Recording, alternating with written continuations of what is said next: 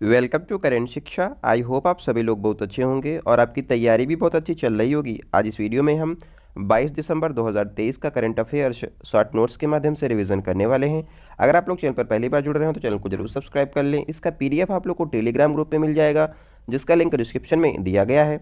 आइए आज की शुरुआत करते हैं। आज का पहला क्वेश्चन है, इसरो चंद्रमा से नमूने वापस लाने के लिए चंद्रयान 4 को कब लॉन्च करेगा। तो हम पहले बात कर लेते हैं इसरो की। तो इसरो की स्थापना 15 अगस्त 1969 को हुई थी और इसका मुख्यालय बेंगलुरु में स्थित है। वर्तमान में इसरो के चेयरमैन एस सोमनाथ हैं और इनकी हाल ही में एक ऑटोबायोग्राफी आई थी, उसका नाम है शेर जिसने चांदनी पीली। यहाँ पर इनकी ऑटोबायोग्राफी है। इसरो 2028 में चंद्रयान 4 को लॉन्च करेगा और यहाँ पर चांद के कुछ सैंपल लाने के लिए इसको लॉन्च किया जाएगा। इसमें जो रोवर लगेगा वो 350 केजी का यहाँ पर रोवर लगाया जाएगा और 2035 में इसरो का जो लक्ष्य है, भारत बनाएगा अपना खुद का एक स्टेशन जो है अंतरिक्ष स्टेशन, भारत 2035 तक बनाएगा। अब हम बात कर लेते हैं चंद्रयान 3 की। तो चंद्रयान 3 को 14 जुलाई LVM-3 M4 रॉकेट के द्वारा भेजा गया था। यहाँ पर विक्रम लैंडर और प्रज्ञान रोवर को भेजा गया था और 23 अगस्त को चंद्रयान 3 चांद की सतह पर सफलतापूर्वक लैंड कर गया था और इस दिन को अब हम राष्ट्रीय अंतरिक्ष दिवस के रूप में मनाएंगे। और जहां पर चंद्रयान 3 लैंड किया था उस पॉइंट को अब शिव शक्ति पॉइंट के नाम से जाना जाएगा। आदित्य L1 मिशन जो है भारत का पहला सूर्य मिशन है, इसको लॉन्च किया गया था PSLV C57 से। यहाँ पर आदित्य L1 को L1 पॉइंट पर स्थापित किया गया है। मंगलयान मिशन जो कि भारत का है, मार्स ऑर्बिटर मिशन, इसको लॉन्च किया गया था PSLV C25 से और भारत पहला देश बना था जिसने मंगल ग्रह पर पहले ही प्रयास में पहुंच गया था। नेक्स्ट है गगनयान मिशन। इसमें जो इसरो हमारा है ये मनुष्य को अंतरिक्ष पर भेजने वाला है और इसकी जो जिम्मेदारी है ये ललितांबिका जो कि यहाँ पर इसरो में कार्यरत हैं इनको दी गई है, साइंटिस्ट हैं यहाँ की। नेक्स्ट है समुद्रयान मिशन। पृथ्वी विज्ञान मंत्रालय का है समुद्रयान मिशन। इसके तहत मत्स्य एक व्हीकल विकसित की गई है जिसका नाम है मत्स्य 6000। यहाँ पर व्हीकल विकसित की गई है, इसके द्वारा समुद्र के अंदर यहाँ पर समुद्र की खोज की जाएगी। दूसरा क्वेश्चन है, WHO ने किसे उपेक्षित उष्णकटिबंधीय बीमारी की सूची में शामिल किया गया है। अब बात कर लेते हैं WHO की। तो WHO की स्थापना 7 अप्रैल 1948 को हुई थी और इसका मुख्यालय जनेवा स्विट्जरलैंड में स्थित है। यहाँ पर उपेक्षित उष्णकटिबंधीय बीमारी जो है जिसमें गर्मी और गरीबी वाले स्थान जैसे कि यहाँ पर अफ्रीका में ये फैलती है, इसको कहा जा रहा है निग्लेक्टेड ट्रॉपिकल डिजीज़। यहाँ पर घोषित की गई है नोमा बीमारी को यहाँ पर घोषित किया गया है। इसमें होता है कि स्किन की जो बीमारी है ये, और यहाँ पर त्वचा और चेहरा जो है खराब हो जाता है और गंभीर विकृति उत्पन्न करने वाली बीमारी है नोमा बीमारी। यहाँ पर चेहरे की हड्डी और ऊतक को नष्ट कर देती है ये बीमारी नोमा बीमारी। नेक्स्ट है JN1, कोरोना का एक सब वेरिएंट है और ये हाल ही में भारत में फैल रहा है। भारत 2014 में पोलियो मुक्त हो गया था और यहाँ पर जो पोलियो का जो वायरस है इसके लिए यहाँ पर साल्क वैक्सीन को विकसित किया गया था। रॉयल डिजीज़ यानी कि शाही रोग कहा जाता है हीमोफीलिया को। इसकी वाहक होती हैं महिलाएं और रोगी होते हैं पुरुष। धनुष टंकार रोग जिससे टेटेनस रोग भी होता है और यहाँ पर लॉक जा डिजीज़ भी इसको कहा जाता है। हाइड्रोफोबिया में क्या होता है कि पानी से डर लगने लगता है और ये रेबीज़ रोग में यहाँ पर होता है। रेबीज़ जो है रोबिडो वायरस के कारण फैलता है, कुत्ते काटने से, बंदर के काटने से भी ये फैल सकता है और रेबीज़ रोग का टीका जो खोजा था उनका नाम है लुई पाश्चर। नेक्स्ट क्वेश्चन है, हाल ही में मेजर ध्यानचंद खेल रत्न पुरस्कार 2023 प्रदान किए गए हैं। तो यहाँ पर किसको ये सम्मान दिए गए इसके बारे में विस्तृत जानकारी ले लेते हैं। नेशनल स्पोर्ट्स अवार्ड 2023 हाल ही में घोषित किए गए हैं। इनकी घोषणा 20 दिसंबर को की गई थी युवा एवं खेल मंत्रालय के द्वारा और जो ये सम्मान है अभी घोषणा हुई है और 9 जनवरी 2024 को राष्ट्रपति द्रौपदी मुर्मू जी के द्वारा राष्ट्रपति भवन में प्रदान किए जाएंगे। यहाँ पर चयन समिति में यहाँ पर इसके हेड थे रिटायर्ड जो जज हैं AM खान विलकर, यहाँ पर इसके चयन समिति के हेड थे। जो मेजर ध्यानचंद खेल रत्न अवार्ड है इसको शुरुआत जो है 1991-92 में की गई थी। इसका पुराना नाम है राजीव गांधी खेल रत्न अवार्ड, इसका नाम बदल करके मेजर ध्यानचंद खेल रत्न अवार्ड कर दिया गया है। यहाँ पर 25 लाख रुपए दिए जाते हैं और ये खेल का सर्वोच्च सम्मान है। पहली बार जो है मेजर ध्यानचंद खेल रत्न अवार्ड जो है विश्वनाथ आनंदन को दिया गया था और ये शतरंज के प्लेयर हैं। 2022 में अजंता शरद कमल को दिया गया था और ये टेनिस के प्लेयर थे। 2023 में मेजर ध्यानचंद खेल रत्न अवार्ड सात्विक साईराज और चिराग शेट्टी को दिया जाएगा और ये दोनों जो है बैडमिंटन के जो पुरुष डबल्स है इसके प्लेयर हैं। यहाँ पर अर्जुन पुरस्कारों की भी घोषणा की गई है 2023 के लिए। अर्जुन पुरस्कार हैं जो शुरू हुए थे 1961 में। यहाँ पर इनामी राशि 15 लाख रुपए दी जाती है। 2023 में 26 खिलाड़ियों को ये सम्मान दिए जाएंगे, जिसमें प्रमुख हैं ओजस तीरंदाजी से संबंधित हैं, श्री शंकर यहाँ पर व्यायाम से संबंधित हैं, पारुल चौधरी जो कि धावक हैं, आर वैशाली शतरंज की प्लेयर हैं और ये 84वीं ग्रैंड मास्टर भी भारत की बनी हैं और ये आर प्रज्ञानंदा की बहन हैं। मोहम्मद शमी जो कि क्रिकेटर हैं और ये भारत के तेज़ गेंदबाज हैं, इनको भी अर्जुन पुरस्कार दिया जाएगा। शीतल देवी यहाँ पर एक ये पैरा तीरंदाज हैं, आप लोगों ने इनको देखा होगा, इनके दोनों हाथ नहीं हैं लेकिन ये तीरंदाजी करती हैं और इन्होंने हाल ही में पैरा जो गेम्स हुए थे एशियन गेम्स उनमें गोल्ड मेडल जीता था। प्राची यादव ये यहाँ पर पैरा कैनोइंग की प्लेयर हैं। यहाँ पर द्रोणाचार्य अवार्ड भी दिए गए हैं और ये कोच जो होते हैं इनको दिया जाता है। इसकी शुरुआत 1985 में की गई थी। यहाँ पर भी इनामी राशि 15 लाख रुपए है। 2023 के लिए ललित कुमार कुश्ती के लिए दिया जा रहा है, आर.बी. रमेश शतरंज के लिए दिया जाएगा और महावीर प्रसाद सोनी पैरा एथलेटिक्स के लिए दिया जाएगा। शिवेंद्र सिंह हॉकी के लिए दिया जाएगा और गणेश प्रभाकर देवरुखकर को मल्लखम के लिए यहाँ पर द्रोणाचार्य अवार्ड दिया जाएगा। एक ट्रॉफी होती है MAKA यानी कि मौलाना अबुल कलाम आज़ाद ट्रॉफी 2023 के लिए दी जा रही है। ये ट्रॉफी जो है स्पोर्ट यूनिवर्सिटी को दी जाती है। यहाँ पर विजेता है गुरु नानक देव विश्वविद्यालय अमृतसर का, यहाँ पर इसको दी जाएगी मौलाना अबुल कलाम आज़ाद ट्रॉफी। चौथा क्वेश्चन है द लेसेंट ग्लोबल हेल्थ के अनुसार वर्ष 2021 में लड़कियों के सर्वाधिक बाल विवाह कहाँ पर हुए हैं। ये 2023 की रिपोर्ट 21 की रिपोर्ट है, जिसमें लड़कों में देखो हर 6 में से एक लड़का जो है यहाँ पर विवाह किया गया है। जो नाबालिग है बाल विवाह है ये गुजरात में है सर, यहाँ पर टॉप पर है और यहाँ पर 14.5 लाख लोगों का यहाँ पर विवाह किया गया है। लड़कियों की बात करें तो यहाँ पर हर 5 में से एक जो लड़की है यहाँ पर 13.5 लाख लड़कियों का बाल विवाह हुआ है, जिसमें टॉप पर बिहार है। नेक्स्ट है सती प्रथा का अंत जो हमारा किया गया था, ये विलियम बेंटिक के द्वारा 1829 में राजा राम मोहन राय के प्रयासों से किया गया था।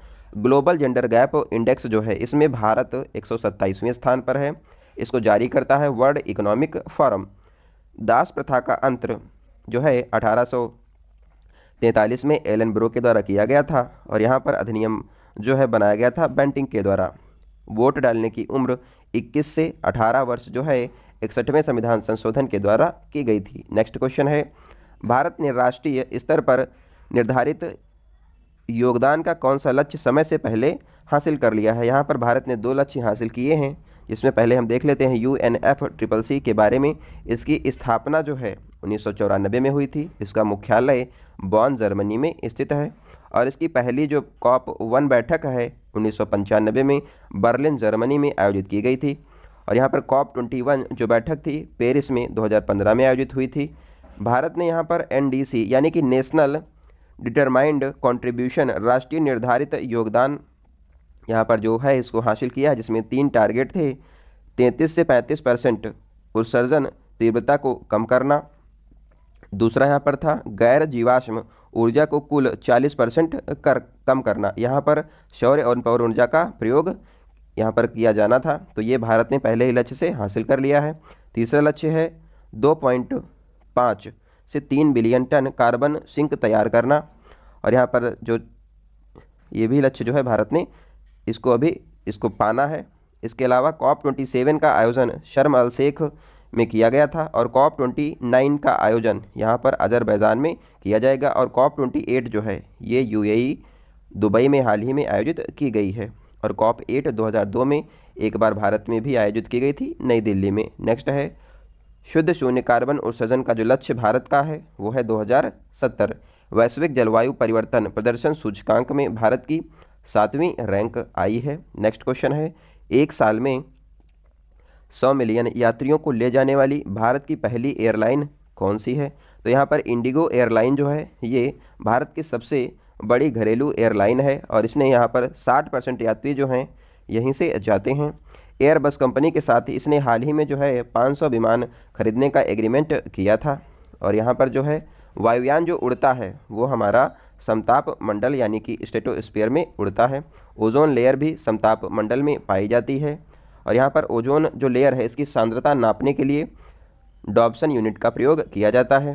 जो यहाँ पर वर्षा तूफान जो आता है ये ट्रोपोस्फीयर में आता है। ट्रोपोस्फीयर जो हमारी पृथ्वी के ऊपर की जो लेयर है वायुमंडल की, यहाँ पर पहली लेयर होती है। नेक्स्ट है वायुयान में ईंधन की गुणवत्ता जांचने के लिए यहाँ पर दो चीज़ों का प्रयोग किया जाता है। पेट्रोल के लिए ऑक्टेन नंबर का प्रयोग करते हैं, डीजल के लिए सीटेन नंबर का प्रयोग किया जाता है। C295 विमान जो है भारत जो है स्पेन से खरीद रहा है। यहाँ पर कुछ विमान स्पेन से डायरेक्ट बनकर आएंगे, बाकी भारत में यहाँ पर बनाए जाएंगे। 16 विमान जो है स्पेन से आएंगे और 40 विमान भारत के द्वारा यहाँ पर जो हैं बड़ोदरा में निर्मित किए जाएंगे। इसको बनाएगा एयरबस और टाटा यहाँ पर मिलकर के बनाएंगी। एशिया की सबसे बड़ी हेलीकॉप्टर निर्माण फैक्ट्री तुमकुर कर्नाटक में लगाई गई है और इसको HAL के द्वारा लगाया गया है। नेक्स्ट क्वेश्चन है भारत में इजराइल के नए राजदूत पद पर किसे चुना गया है? तो हाल ही में रूवेन अजार को यहाँ पर जो है इजराइल का राजदूत भारत में बनाया गया है और ये स्थान लेंगे नवोर गिलोन का, यहाँ पर ये स्थान लेने वाले हैं। बात करें इजराइल की तो इजराइल से सीमा बनाने वाले देश हैं लेबनान, सीरिया, जॉर्डन, मिस्र, यहाँ पर ये सीमा बनाते हैं। लेबनान की राजधानी बैरूत है, सीरिया की राजधानी दमिश्क है और जॉर्डन की राजधानी अमान और मिस्र की राजधानी काहिरा है। इजराइल जो है इसकी सीमा भूमध्य जो सागर है इससे भी लगती है। यहाँ पर जो जॉर्डन की सीमा है ये भूमध्य सागर से नहीं लगती है। इजराइल चर्चा में है तो ये इंपॉर्टेंट क्वेश्चन हो जाता है। मृत सागर यानी कि Dead Sea Israel, Jordan, West Bank की सीमा पर स्थित है। ऑपरेशन अजय के तहत भारत जो है इजराइल में जो भारतीय फंसे थे इनको निकालने के लिए इसको चलाया गया था। आयरन डोम जो है इजराइल का एक एयर डिफेंस सिस्टम है। इजराइल जो है यहूदी देश है और ये फेमस है शुक्रोत फेस्टिवल के लिए, यहाँ पर ये फेमस है। इजराइल की राजधानी है जेरूसलम और यहाँ पर जेरूसलम जो राजधानी है इसको इजराइल खुद अपनी राजधानी मानता है, लेकिन बाकी देशों ने इसको ज़्यादा मान्यता नहीं दी है, कुछ देशों ने इसको मान्यता दी है। परंतु विश्व जो है तेल अबीब को यहाँ पर इजराइल की राजधानी मानता है, तेल अबीब को, और इजराइल मानता है जेरूसलम को। यहाँ पर इजराइल की जो करेंसी है शेकेल है और यहाँ की संसद को नीसेंट कहा जाता है। नेक्स्ट क्वेश्चन है भूटान के national order of merit gold medal से किसे सम्मानित किया गया है? तो हाल ही में पूनम खेत्रपाल को, यहाँ पर खेत्रपाल सिंह को जो है भूटान का national order of merit gold medal प्रदान किया गया है और इसको प्रदान किया है नामग्याल वांगचुक वहाँ के राजा ने। WHO की दक्षिण पूर्व एशिया की क्षेत्रीय महिला निदेशक हैं कौन? पूनम खेत्रपाल। भूटान जो है इसको हाल ही में रूबेला फ्री घोषित किया गया था। चिल्ड्रन ऑफ नोबॉडी फिल्म जो है इजराइल की है, इसको गोल्डन बंगाल टाइगर अवार्ड हाल ही में दिया गया है। इंदिरा गांधी शांति अवार्ड अली अबू अब्बाद और बारेन बोइन को दिया गया है। पुष्पा भारती को हाल ही में 33वां व्यास सम्मान दिया गया था और इनका उपन्यास था यादें यादें और यादें। फ्रांस का सर्वोच्च सम्मान जो है ललितांबिका को दिया गया है। मिस्र का order of Nile PM Modi को दिया गया है। Order of yellow star Suriname का सर्वोच्च सम्मान है और ये हमारी राष्ट्रपति द्रौपदी मुर्मू जी को दिया गया है। Time person of the year award Taylor Swift को दिया गया है। नेक्स्ट क्वेश्चन है सीनियर राष्ट्रीय स्नूकर जो चैंपियनशिप है इसका खिताब किसने जीता है? तो यहाँ पर सौरभ कोठारी हैं, इन्होंने पहली बार सीनियर राष्ट्रीय स्नूकर का खिताब जीता है। इन्होंने हराया है पारस गुप्ता को। विजय हजारे जो ट्रॉफी है इसको हरियाणा ने जीता है और हराया है राजस्थान को। डूरंड कप के विजेता मोहन बागान बना है, इसने हराया था ईस्ट बंगाल को। पंकज आडवाणी जो हैं ये बिलियर्ड्स से संबंधित हैं और यहाँ पर अदिति अशोक गोल्फ की प्लेयर हैं। नेक्स्ट क्वेश्चन है देश की GDP में योगदान करने वाली दूसरी सबसे बड़ी अर्थव्यवस्था कौन सा राज्य बना है? तो पहले स्थान पर यहाँ पर महाराष्ट्र है 15.7% GDP के साथ और उत्तर प्रदेश जो है दूसरे स्थान पर आ गया है और यहाँ पर जो है 9.2% भारत की GDP में इसका योगदान है। तीसरे नंबर पर तमिलनाडु है 9.1 के साथ, तो इसने तमिलनाडु को पीछे छोड़ दिया है। अब उत्तर प्रदेश जो है जो भारत की अर्थव्यवस्था है उसमें योगदान करने वाली दूसरी सबसे बड़ी अर्थव्यवस्था बन गया है। भारत की पहली मोटो जीपी रेस उत्तर प्रदेश के नोएडा में आयोजित की गई थी और यहाँ पर विजेता बने थे मार्को बेचेची, जो कि इटली के प्लेयर हैं। शरवेद मंदिर का हाल ही में उद्घाटन किया गया है वाराणसी में पीएम मोदी जी के द्वारा। उत्तर प्रदेश का पहला महिला जो सीएम थी, उत्तर प्रदेश की पहली महिला सीएम सुचिता कृपलानी थी और उत्तर प्रदेश की पहली महिला राज्यपाल सरोजनी नायडू थी और ये पूरे भारत की भी पहली महिला राज्यपाल थी। भारत का एकमात्र जिला जो 4 राज्यों से सीमा बनाता है वो है सोनभद्र। उत्तर प्रदेश का जो सोनभद्र जिला है ये 4 राज्यों के साथ सीमा बनाता है। उत्तर प्रदेश कितने राज्यों से सीमा बनाता है? तो उत्तर प्रदेश 8 राज्य और 1 यूनियन टेरिटरी के साथ सीमा बनाता है। कुल मिलाकर उत्तर प्रदेश 9 राज्यों के साथ सीमा बनाता है, जिसमें 8 पूर्ण राज्य हैं और 1 यूनियन टेरिटरी है। इसके अलावा उत्तर प्रदेश एक देश के साथ सीमा बनाता है, वो देश हो जाएगा नेपाल। इसका पीडीएफ आप लोग को टेलीग्राम ग्रुप में मिल जाएगा। अगर आप लोग का कोई सुझाव हो तो कमेंट बॉक्स में ज़रूर बताइए। आप लोग वीडियो को ज़्यादा से ज़्यादा शेयर करें, अपने दोस्तों को भी बताएं। मिलते हैं अगली वीडियो में, तब तक आप लोग अपना ध्यान रखें। धन्यवाद। जय हिंद।